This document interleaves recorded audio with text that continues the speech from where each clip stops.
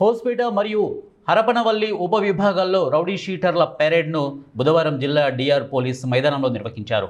పెరేడ్లో సుమారు 220 మంది రౌడీలు పాల్గొన్నారు. వారి గత కార్యకలాపాల నేపథ్యం ఆధారంగా సుదీర్ఘ విచారణ జరిపారు.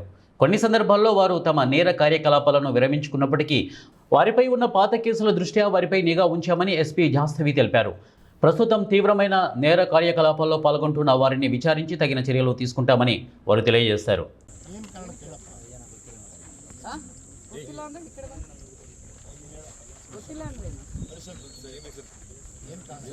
ಪಾರ್ಟಿಗೆ ಅಂತ ಹೋಗಿದ್ದೇವೆ ಹಾಗಾಗಿ ಅಲ್ಲಿ ಜಗಳ ಆಯ್ತು ಸರ್ ಚಿನ್ನಪ್ಪ ಅಂದರೆ ಅವ್ನು ಹೊಡೆದಿದ್ದಕ್ಕೆ ನಾವು ಎಂದೇ ಇದ್ವಿ ಸರ್.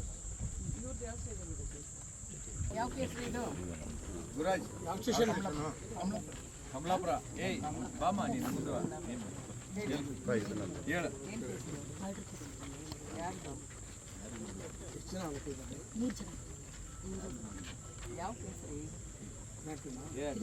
ಕಮಲಾಪುರದವರು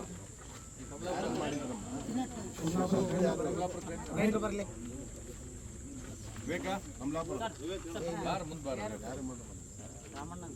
ರಾಮಣ್ಣ ಒಬ್ರು, ಆಮೇಲೆ ಯಾರು ನೆಪ ಮಾಡಿ ಏನಾಗಿದ್ದ ಅವನು? ಅಲ್ಲ ಏನವನು ಯಾಕಾಗಿತ್ತು ಹೇಳ. ಫೋನ್ ಕಾಲಿಂಗ್ ಇದಾಗಿತ್ತು, ಫೋನ್ ಮಾಡಿದ್ರು, ಅದ್ರ ಮೇಲೆ ಎಷ್ಟು ಜನ ಇದ್ದೀರಾ? 3 ಜನ.